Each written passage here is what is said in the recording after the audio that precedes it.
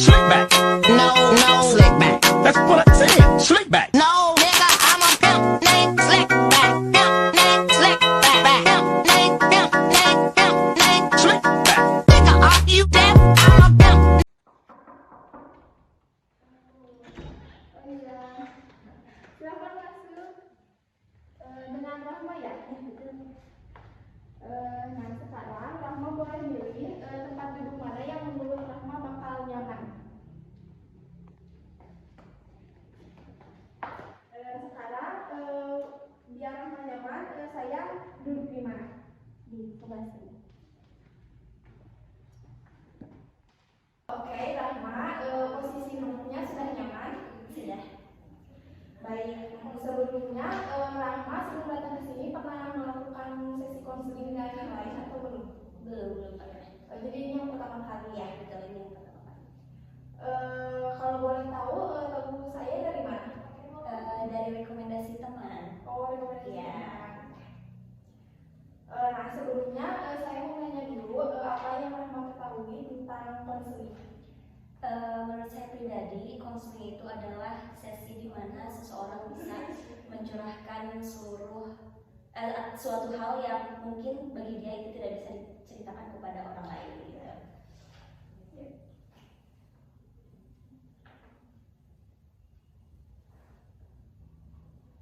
Sebelumnya ada pertanyaan nggak tentang sesi konseling kali ini?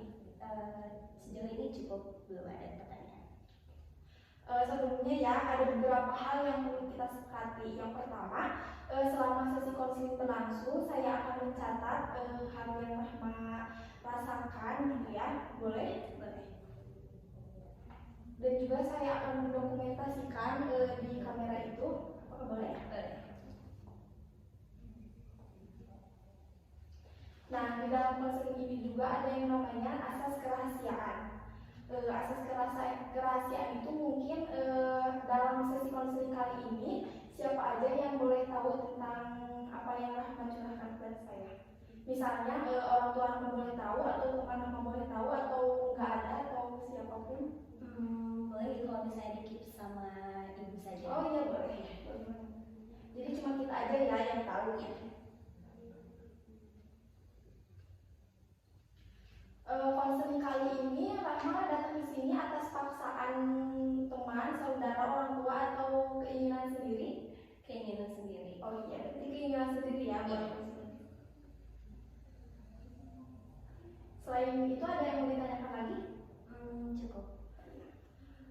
Baik, di sini jadi ada inform tentang data diri Rahma. Tenang, data ini akan saya rahasiakan, hanya saya dan Rahma saja yang tahu. Kalau boleh tahu nama lengkap Rahma siapa? Rahma Lutfi Novia.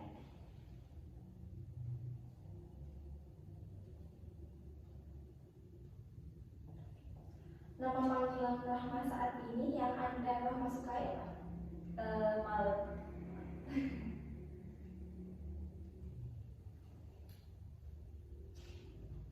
Hubungan Rahma dengan keluarga Rahma baik-baik saja atau ada masalah?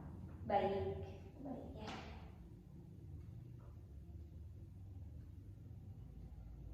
Mungkin data yang sudah saya terima itu sudah benar ya. Mungkin sesi konseling yang pertama, bolehkah Ibu tahu apa yang ingin Rahma sampaikan kepada saya? Boleh. Mungkin ibu saya ingin enggak sedikit sih. Iya. Banyak bercerita mengenai apa yang sedang saya rasakan saat ini. Saya saat ini mungkin kalau orang-orang bilang sedang berada di fase quarter life crisis. Oh iya. Ya, dimana merasa bahwa apa yang saya pilih, jalan hidup saya pilih sekarang itu tidak berjalan dengan lancar gitu. Dan saya juga selalu merasa bingung dengan pilihan hidup saya. Jadi saya merasa ini benar gak ya kalau misalnya saya milih ini gitu. Dan saya juga merasa bahwa saya itu tidak percaya diri bahwa saya bisa menjadi seorang yang sukses gitu. Baik, jadi Rahma sekarang tuh lagi berada di fase quarter life crisis ya. Rahma tuh suka merasa bingung, tidak yakin mungkin, tidak yakin atas pilihan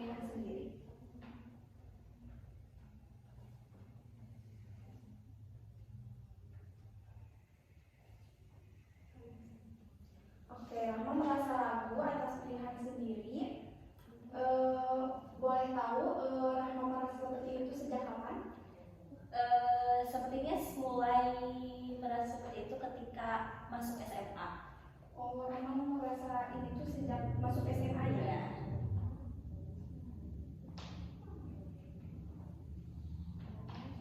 Nah, dulu pas waktu masuk SMA, penyebab pertama Rahma merasakan hal ini tuh apa? Mungkin agak culture shock aja dengan lingkungan yang baru kan. SMP itu masih di sini dan ketika SMA itu merantau kuliah pesantren dan sekolah negeri gitu. Nah, saya itu merasa di sana saya tidak bisa survive gitu. Saya merasa bahwa saya sudah mencoba untuk melakukan hal yang terbaik seperti mengikuti ekskul dan segala macamnya, tapi berujung tidak baik gitu. Maksudnya berujung saya itu tidak betah di sana dan akhirnya keluar gitu. Awalnya saya membela diri saya seperti gak apa-apa keluar juga karena yang mungkin sibuk dengan pesantren alasannya gitu, tapi saya merasa kayaknya itu tidak bisa dijadikan sebagai alasan deh, itu mah kayaknya kamu aja yang cemen. Jadi ya dari sana saya mulai berpikir bahwa kayaknya ini bukan Rahma yang dulu deh. Saya merasa kehilangan Rahma yang dulu gitu, Rahma yang kecil yang sedari dulu saya kenal. Dan saya selalu merasa bahwa kayaknya kalau misalnya saya ketemu dengan Rahma kecil, kayaknya Rahma kecil bakal marahin saya dia kayak, kok kamu bisa sih jadi kayak gini, kok kamu bisa sih jadi orang yang bukan diharapkan sama saya dulu gitu. Itu aja sih sebenarnya. Oh, berarti penyebabnya tuh kalau boleh tahu Rahma masuk pesantren itu atas keinginan sendiri atau disuruh orang tua? Ya, disuruh orang tua. Berarti Rahma sebenarnya mau nggak, misalkan disuruh orang tua, Rahma mau melakukan itu karena hal terpaksa atau memang oh ya udah ini jalannya Rahma akhirnya? Awalnya memang merasa gak mau awalnya, tapi akhirnya bisa menerima kayaknya memang ini jalannya saya ya sambil pesantren gitu.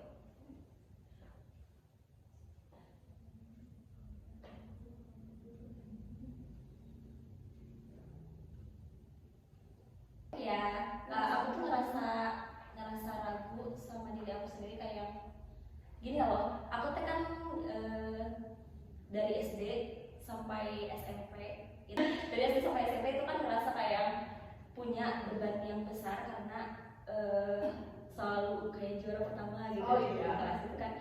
Terus aku tuh ngerasa bahwa berarti saya harus selalu seperti itu gitu. harus kayak perfect juara pertama, juara kelas gitu. Dan itu teh sebenarnya berat banget gitu. Terus kan di SMP itu kayaknya memang masa-masa dimana keadaan teh kayak mensupport aku karena bisa tetap juara, bisa ikut ekskul, aktif paskibra, pramuka dan segala macam. Jadi ikut lomba dan alhamdulillah bisa kemana gitu lombanya teh. Terus pas SMA itu kayak langsung jelek, benar-benar berubah banget. Ikut ekskul, ternyata ekskulnya tidak cocok. Terus menurut aku kayak orang-orang itu gak bisa nih kayaknya sama orang-orang ini gitu. Jadi kayak mungkin nggak sefrekuensi sama Iya, orang betul. ya. Terus mau coba ikut OSIS juga kayaknya enggak deh gitu. Dan selalu alasannya karena aku gak bisa pulang malam karena aku pesantren. Aku kan udah boarding school ya, jadi pesantren dan sekolah itu beda ini. Jadi kalau misalnya pulang malam itu kayak yang susah. Kalau misalnya pulang malam dari sekolah, itu kita tuh benar-benar harus manjat pagar karena si pesantrennya udah ditutup gitu. Dan itu tuh dijadiin sama aku alasan, gak usah aktif lah di sekolah soalnya aku pesantren gitu. Padahal banyak teman-teman aku juga yang bisa gitu, maksudnya ya udahlah gak apa-apa gitu, pesantren jalan, ekskul jalan, organisasi juga jalan di sekolah. Tapi ya gak tahu kenapa pada akhirnya aku tuh kayak tetap jadi kalau misalnya bahasa Sundanya mah cahuleuh gitu di sekolah, pendiam gitu, gak bisa apa-apa. Meskipun ya kalau di kelas mah untuk akademik mah tetap diusahakan gitu, tapi aku tuh tetap ngerasa bahwa aku tuh gak bisa survive di sana. Dan sampai sekarang itu aku belum merasa ada turning point kayak titik balik aku bisa kayak dulu lagi gitu. Jadi Rahma merasa kehilangan jati diri. Nah, ya mungkin ya.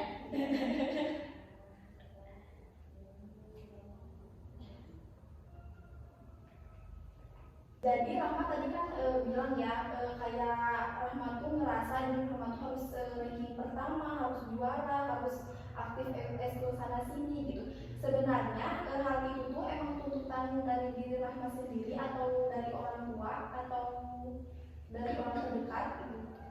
Sebetulnya itu mungkin lebih ke tuntutan diri aku sendiri sih, dan aku ngerasa bahwa orang tua aku terbiasa dengan hal itu. Jadi kalau misalnya tiba-tiba aku gak gitu tuh kayaknya orang tua aku bakal kecewa deh kalau misalnya aku gak kayak gitu lagi gitu. Oh, jadi sebenarnya orang tua nggak menuntut hal apapun gitu ya dari Tidak, Rahma. ya. Dan kamu merasa kecewa kepada diri kamu sendiri karena tidak bisa melewati masa-masa SMA itu ya. Ya. Nah, sekarang seperti apa rasa kecewa itu? Apa dampaknya kepada Rahma? Dampaknya mungkin aku lebih menjadi orang yang tertutup dan pasif, dan akhirnya itu berlanjut ke dunia kuliah aku. Akhirnya aku menjadi orang yang bahkan untuk mengemukakan pendapat kepada orang lain tuh bingung gitu harus kayak gimana, padahal dulu tuh gak gitu gitu. Sekarang mungkin jadi lebih tertutup aja dan merasa bahwa aku tidak layak untuk dipedulikan oleh orang lain gitu. Rahma berarti merasa menjadi tertutup gitu ya. Sama mungkin ini Bu, saya merasa bahwa saya selalu merasa sendirian, tapi di sisi lain saya juga merasa bahwa saya memang tidak layak untuk ditemani oleh orang gitu.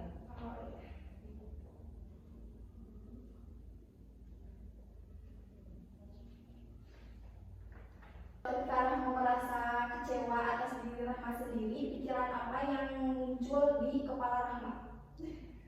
Sebetulnya tidak ada pemikiran yang mengarah ke arah negatif, tapi lebih kayak mawas diri aja. Kok bisa ya jadi kayak gini? Terus sekarang aku harus ngapain nih? Bingung juga, tapi itu kayak berputar-putar gitu loh. Harus ngapain? Tapi gak dapet solusinya sampai sekarang gitu.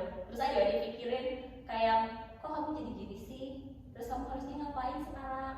Bisa gak sih kamu kayak dulu lagi? Kayak cuma pikiran-pikiran itu aja sih. Mungkin Rahma menjadi ada rasa kecewa, benci gitu ya terhadap diri sendiri.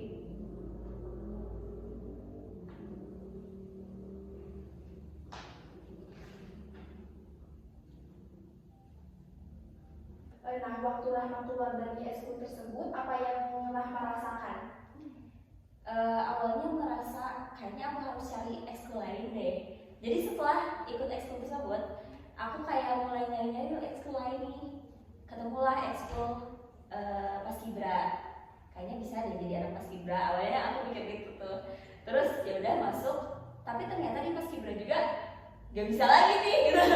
Tetap aja, maksudnya orang-orangnya pun berbeda sama aku, dan apalagi di Paskibra justru tuntutannya lebih berat karena ada seleksi segala macam lah gitu.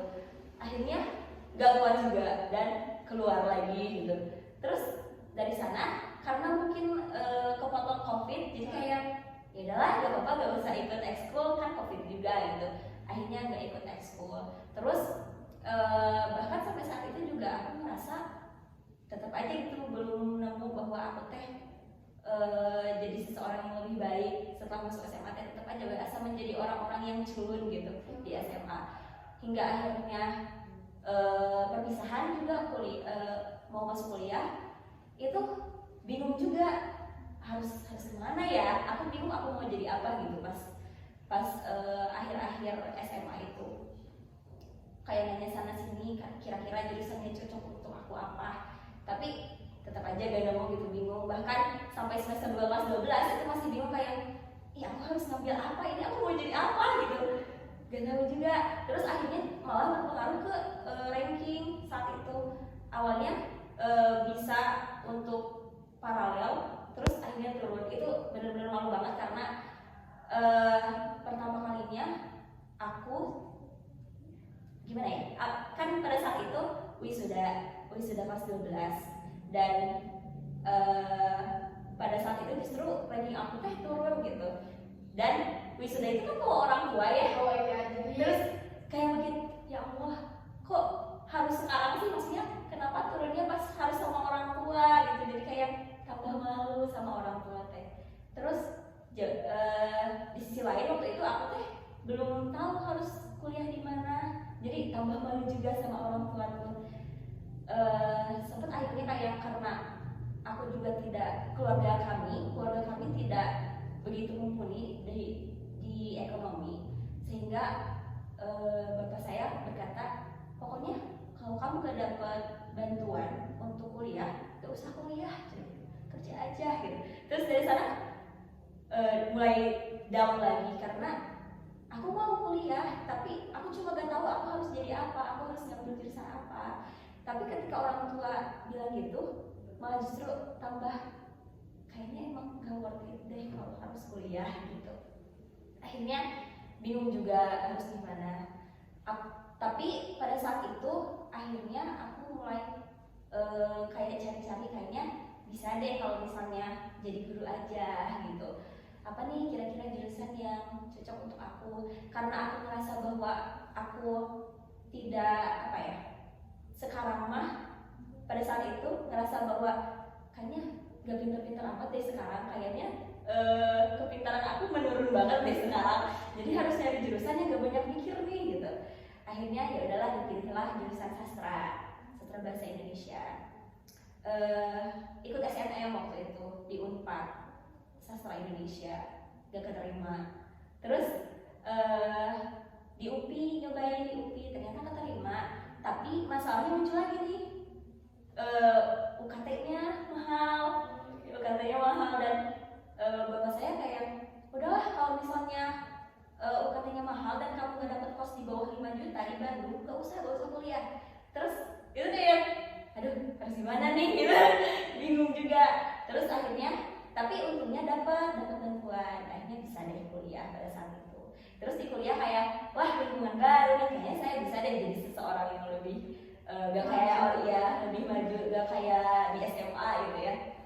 Ketika masuk kuliah, mulai coba aktif untuk nyari-nyari kira-kira oprek hima kapan nih mau ikutan organisasi gitu kan ya, dengan percaya dirinya.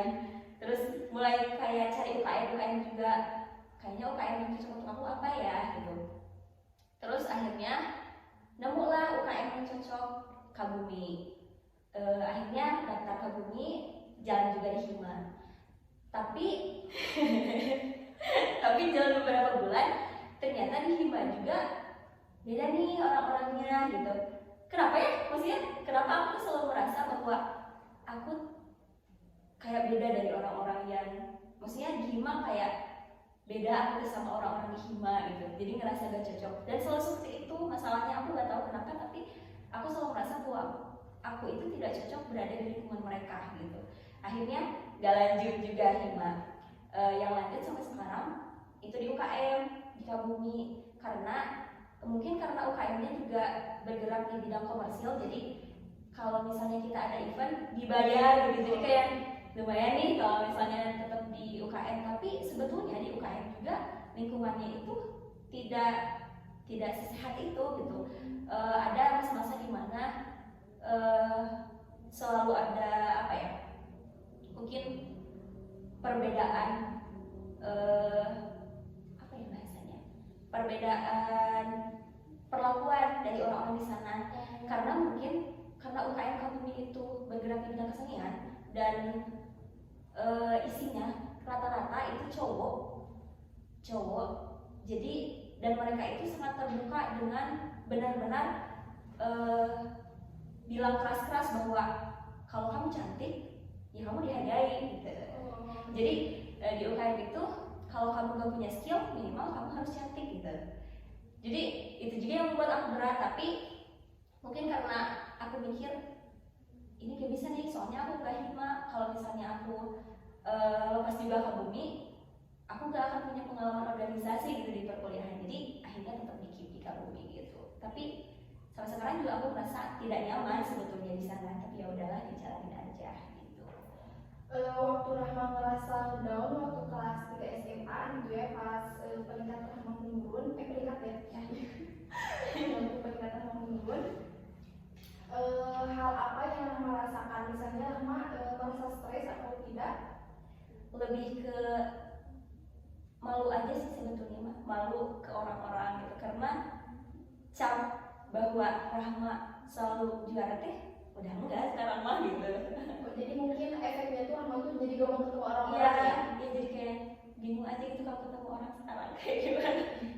Dari skala 1 sampai 10, seberapa rasa malu Rahma terhadap orang? 7.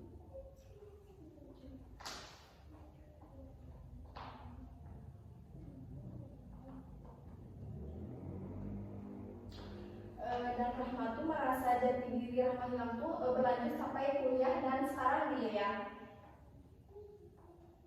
Waktu di kuliah perlakuan-perlakuan tidak adil seperti omongan-omongan yang orang katakan seperti apa harus berduki atau yang lainnya, ada lagi gak hal lain yang mengganggu pikiran Rahma? Hal lain yang mengganggu.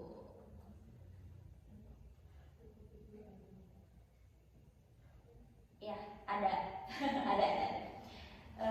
Mungkin ini lebih ke karena di lingkungan saya, di lingkungan UKM tersebut, selain bergerak di bidang kesenian kan organisasinya juga ada, tetap ada maksudnya tetap ada bagaimana organisasi pada umumnya gitu, ada mubesnya dan lain-lain, ada struktur organisasinya.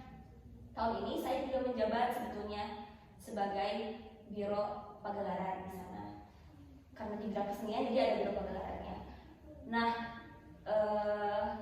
tapi karena UKM ini UKM kesenian dan banyak alumni-alumni yang intervensi gitu ya. Terus alumni-alumni teh benar-benar sampai yang bapak-bapak juga masih ada gitu di sana tuh. Sehingga yang mengganggu bagi saya itu karena intervensi dari kakaknya sih, intervensi dari kakaknya. Terus tuntutan bahwa karena mereka tuh menganggap bahwa Kabumi itu menurun sekarang, jadi benar-benar di-push anak-anaknya tuh kayak harus ini. Event kemarin kebetulan saya ikut event di sana di Kabumi, ikut kepanitiaannya, dan event tersebut adalah sebuah event. Sebenarnya eventnya sederhana sih, menggetarkan angklung secara bersama-sama. Jadi semua peserta itu memainkan angklung dengan lagu yang disediakan oleh kami gitu. Dan itu 3.000 orang yang ikutan. Kemudian saya menjadi koor LO-nya. Jadi setiap sekolah itu ada LO-nya. Nah, berarti kalau 3.000 orang sekitar 100 lebih sekolah yang ikut waktu itu. Dan saya sebagai koor hanya mempunyai anggota 60 orang saat itu. Itu benar-benar tertekan karena LO dituntut untuk ya gimana caranya dalam 60 orang ini bisa menghandle 3.000 orang gitu. Dimana saya sebagai koornya waktu itu, dan itu benar-benar bikin stres banget sih karena mungkin karena dari divisi acara kayak yang membuat konsep LO harus gini pokoknya LO gak boleh membuat anak-anaknya ini gitu. Jadi ada tuntutan ya, sendiri gitu ya. Terus ternyata anak-anak saya maksudnya staf LO-nya itu kesulitan gitu untuk mengkoordinir anak-anak kecil gitu yang satu LO megang 1-2 sekolah, yang 2 sekolah kasihan kayak harus mobile kemana-mana, dan itu menjadi evaluasinya di sana kayak yang dimarahin gitu LO teh. Gimana sih LO kok gak bisa bener, ini anak-anaknya kenapa diamurin kayak gini gitu. Padahal sebetulnya staf saya teh justru sedang mencoba untuk mengatur anak-anak, tapi memang gak bisa gitu. Dan itu sampai sekarang masih membekas bagi saya sendiri gitu, kayak kenapa kok bisa begitunya dimarahin gitu. Dan yang bikin saya merasa gagal itu karena anak-anak saya juga kena, anak-anak LO juga kena dimarahin gitu. Saya takutnya ketika mereka dimarahin seperti itu, nanti mereka gak mau ikut kepanitiaan lagi gitu. Dan itu gara-gara saya, jadi saya mikirin ke sana gitu. Jadi padahal nanti akan ada event-event lain yang justru tekanannya lebih kuat dari itu. Saya gak tahu, saya merasa tidak siap gitu dengan itu. Jadi bingung harus apa ya. Nah, sekarang apa yang membuat Rahma merasakan kecewa gitu? Hal apa yang membuat Rahma keinget kalau Rahma tuh nggak worth it gitu sekarang tuh? Kejadian apa gitu? Kalau untuk sekarang, ya sih sebetulnya bahkan di kuliah aku merasa aku itu salah jurusan. Oh iya. Jadi kayak pilihan aku, tidak ada orang yang menyuruh aku untuk masuk jurusan itu.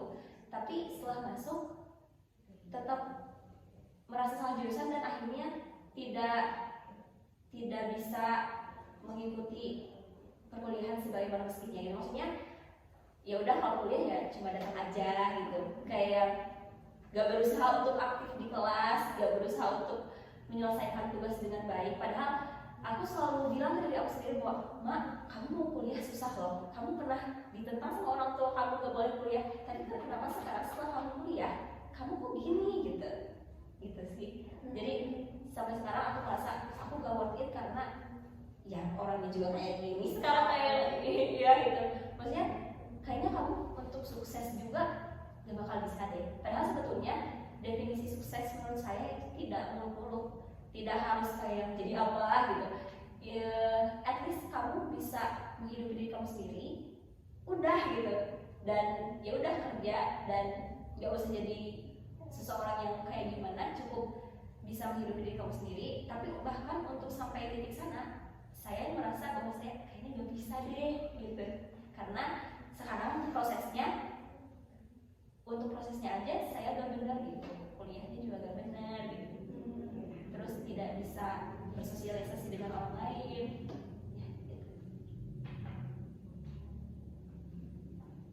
Apa yang dirasakan Rahma ketika Rahma suka membandingkan diri Rahma yang sekarang dan diri Rahma yang dulu? Sebetulnya yang dirasakan itu lebih ke udah sih kayak tadi, kayaknya kalau misalnya kamu ketemu sama Rahma yang kecil, kamu bakal dimarahin sama Rahma yang kecil. Soalnya Rahma kecil mah menganggap ketika di usia kamu yang sekarang 20 tahun, kamu itu sudah menjadi seseorang yang wah gitu. Tapi ternyata tetap suka drakoran, tetap suka males-malesan gitu. Kayaknya kamu bakal dimarahin deh sama Rahma yang kecil gitu. Lebih sering gitu sih. Baik, sekarang Rahma sebutkan minimal 5 keuntungan jika Rahma menerima hidup Rahma yang sekarang. Mungkin yang paling penting akan merasa lebih tenang. Yang kedua mungkin justru kalau misalnya saya merasa bahwa hidup saya memang harus seperti ini dan berdamai dengan keadaan, mungkin saya justru bisa lebih terbuka dengan orang lain, bisa lebih mudah bersosialisasi dengan orang lain, kemudian bisa lebih mudah juga untuk menyampaikan pendapat pada orang lain, bisa mudah untuk mendapatkan teman mungkin, dan berkompromi dengan lingkungan yang menurut diri saya sendiri tidak maksudnya lingkungan toksik gitu ya. Kalau misalnya saya bisa berdamai dengan itu, mungkin justru saya bisa lebih banyak teman dan lebih bisa berkompromi dengan lingkungan yang menurut saya mungkin bukan zona nyaman saya gitu. Nah, sekarang Rahma sebutkan minimal 5 kelebihan jika Rahma tuh masih stuck di sini aja gitu. Kayak Rahma tuh masih ngerasa gak worth it buat orang lain, masih ngerasa harusnya aku tuh kayak yang dulu gitu. Yang pertama mungkin saya akan merasa nyaman tetap sendirian. Kemudian saya akan merasa nyaman bermanas-manasan. Saya akan merasa bahwa lingkungan orang lain, lingkungan yang menurut saya tidak cocok, itu adalah lingkungan yang toksik, padahal sebetulnya tidak demikian gitu. Jadi saya akan menjudge bahwa lingkungan yang tidak selaras dengan saya itu adalah lingkungan yang jelek gitu. Terus keempat, mungkin positifnya saya akan berusaha untuk memperbaiki diri, atau maksudnya untuk mencapai titik di mana orang-orang bisa menganggap saya bahwa saya itu worth it gitu. Terus yang terakhir, mungkin saya akan merasa bahwa apa yang telah saya lakukan saat ini, meskipun itu jelek, ini mungkin saya akan merasa bahwa ya saya akan berusaha lebih keras untuk mencapai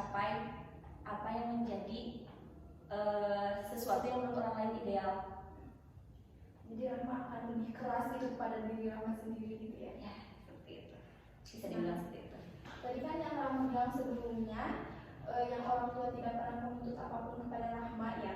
Tetapi itu mungkin dari pikiran-pikiran negatif Rahma sendiri ya gitu ya.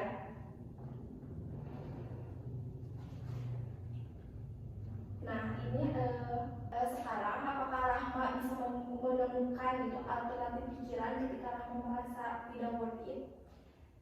Mungkin lebih ke mengalihkan pikiran, atau maksudnya lebih ke supaya kita tidak memikirkan hal itu, berarti harus ada sesuatu yang dilakukan gitu.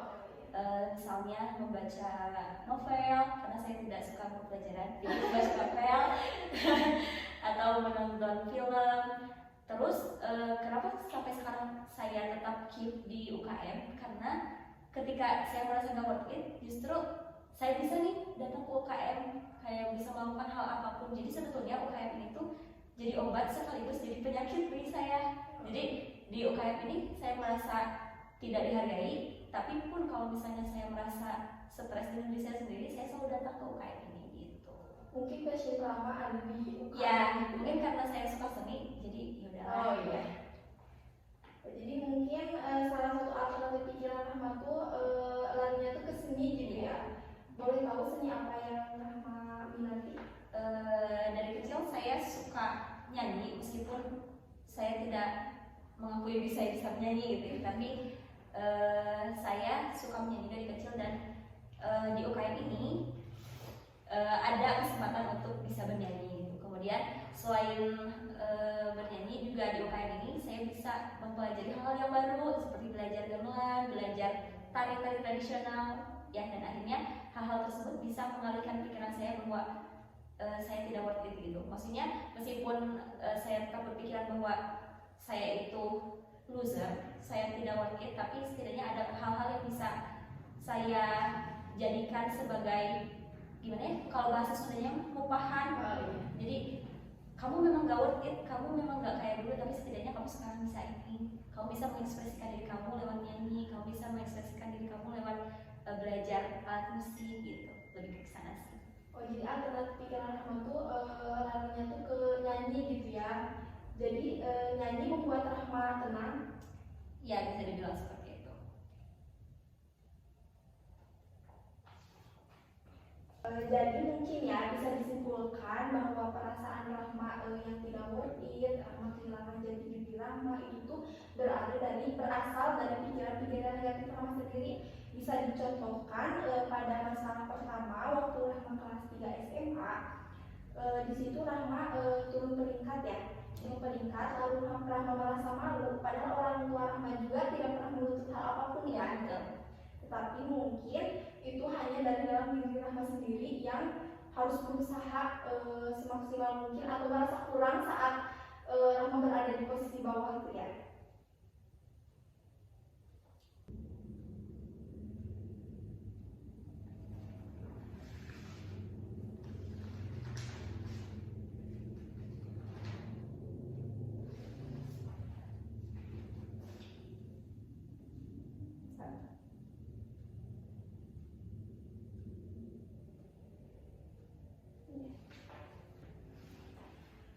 Nah jadi mungkin tadi yang saya simpulkan itu, jadi itu bukan kesalahan Rahma, bukan emang kesalahan Rahma, tapi ini cuma pikiran-pikiran negatif yang berasal dari otak Rahma gitu ya. Karena Rahma sejauh ini sudah melakukan yang terbaik untuk Rahma diri Rahma sendiri. Nah dari skala 1 sampai 10 seberapa besar Rahma terbantu dari konseling kita hari ini? 8,7 mungkin. 8,7. Oke, mungkin di skala 8 ya Rahma merasakan perubahan setelah sesi konseling kali ini. Dan setelah sesi konseling ini apa yang Rahma rasakan? Mungkin yang pertama saya merasa lebih tenang, bahwa ternyata apa yang saya lakukan sejauh ini tidak seburuk itu gitu. Kemudian yang kedua, saya juga merasa ada seseorang yang bisa menampung cerita saya, karena jujur sejauh ini mengapa saya sering sering kepikiran itu karena tidak ada orang yang bisa saya ajak bicara, lebih karena mungkin yang pertama karena saya merasa bahwa masalah ini tidak layak untuk diceritakan kepada orang lain karena orang lain juga mungkin punya masalah masing-masing, dan yang kedua karena memang saya tidak mempunyai seseorang untuk diajak atau seseorang yang bisa saya percayai untuk bercerita mengenai masalah tersebut gitu. Terus yang ketiga, saya juga merasa lebih yakin bahwa mungkin akan ada masanya ketika saya merasa cukup pada diri saya sendiri, merasa bahwa suatu saat nanti mungkin saya akan menjadi seseorang yang lebih baik dan bisa menjadi seseorang yang saya harapkan gitu.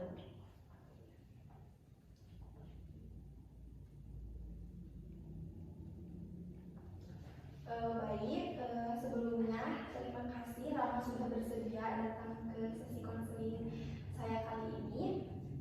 Rahma sejauh ini sudah melakukan yang terbaik. Seperti yang saya katakan tadi, itu kayak cuma pikiran negatif dari Rahma sendiri gitu. Jangan terlalu dipikirkan dan jalani saja hidup Rahma yang sekarang. Semangat ya. Terima kasih. Slick back. No, slick back. That's what I